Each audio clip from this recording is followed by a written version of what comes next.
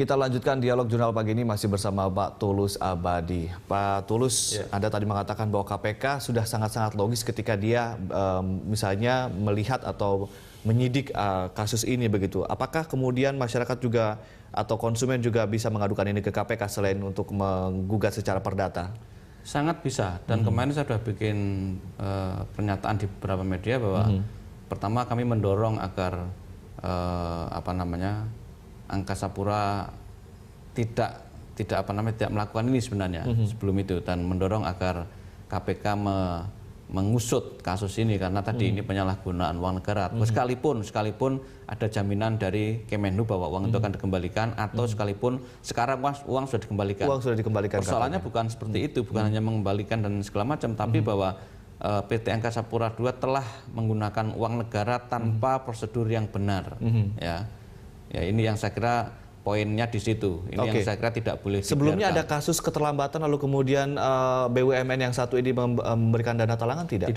Tidak ada, dan kemarin Kemenhub menyatakan tidak akan melangi maskapai lain. Ini kan diskriminatif kan. Harusnya menjadi presiden kalau Lion Air itu juga ditalangi, maskapai lain juga bisa dong menuntut seperti itu. Ini kalau mau fair dari sisi polusinya, tapi dari sisi mekanisme hukum ini jelas sebuah pelanggaran yang tidak bisa ditoleransi. Bahkan ada spekulasi, Pak Tulus, ada spekulasi yang mengatakan bahwa katanya Lion Air kemudian terjadi delay ini karena banyak krunya kemudian melakukan demo. Lalu ada juga spekulasi yang mengatakan bahwa ini justru memang desakan Lion Air kepada pemerintah untuk mendapatkan jalur baru. Itu gimana Pak menurut Anda? Ya, selama ini begini, bahwa Lion Air itu memang sudah sangat dominan di dalam langit penerbangan di Indonesia. Dia menguasai lebih dari 50% rute atau 50% market leader dia, sehingga memang sangat menentukan.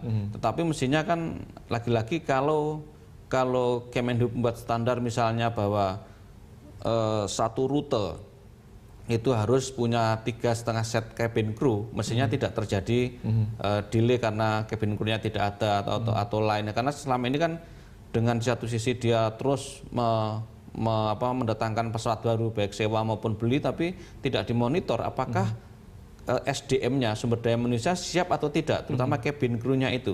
Nah, mestinya Kemenhub juga mengontrol ketika dia membuka rute baru dengan sekian jumlah rute baru, sekian jumlah pesawat baru, apakah lagi-lagi cabin crew-nya mulai dari pilot itu cukup dengan rasio, rasio antara jumlah cabin crew dengan jumlah pesawat. Itu tidak dilakukan menurut Anda? Tidak dilakukan oleh Tidak dilakukan, sehingga ada dugaan kuat, dugaan kuat bahwa kayak maskapai Lion Air ini mengeksploitasi dalam tanda kutip sumber daya manusia yang ada, terutama pilot dan cabin crew itu. Misalnya pilot yang tadinya harus terbang maksimal 6 jam terbang, itu menjadi 8 atau bahkan lebih. Ini sudah melanggar batas maksimal dari seorang pilot itu terbang. Nah, ini juga lagi-lagi tidak terkontrol oleh Kementerian Perhubungan. Padahal aturannya ada, Pak. Ada, dan itu standar internasional bahwa pilot itu hanya boleh terbang maksimal 6 jam dalam satu hari itu. Lebih dari itu sudah melanggar aturan. Jadi menurut Anda sebagai dari sudut pandang YLKI, ini Lion Air kemudian dengan 1,1 juta, hampir 1,1 juta seat, hampir dan terbesar di Asia Tenggara, ini karena memang dia ekspansif, ini karena dia memang memberikan layanan terbaik pada penumpang, atau karena memang dekat dengan politik? Ya, kalau dekat dengan politik kan secara teori katakanlah terus dikira baru Watimpres beberapa bulan yang lalu kan. Artinya sebelumnya tidak secara langsung ya, tetapi bahwa Lion Air itu ekspansif dan segala macam itu sebenarnya bagus, tapi kemudian hal-hal yang lain juga harus paralel ya, dalam arti standar services, keselamatan, manajemen sumber daya manusia, dan lagi-lagi ketika pemerintah sudah begitu longgar memberikan izin operasional, baik izin operasional baru, rute baru, pesawat baru, mestinya juga melakukan pengawasan secara intensif. Ya, jadi jangan mengeluarkan perizinan baru, tapi tidak melakukan pengawasan yang lebih agresif juga. Ini enggak fair, jadinya banyak pelanggaran-pelanggaran. Selama ini kan praktis Kemenhub itu tidak berdaya menghadapi atau memonitor perilaku dari maskapai-maskapai, khususnya maskapai besar.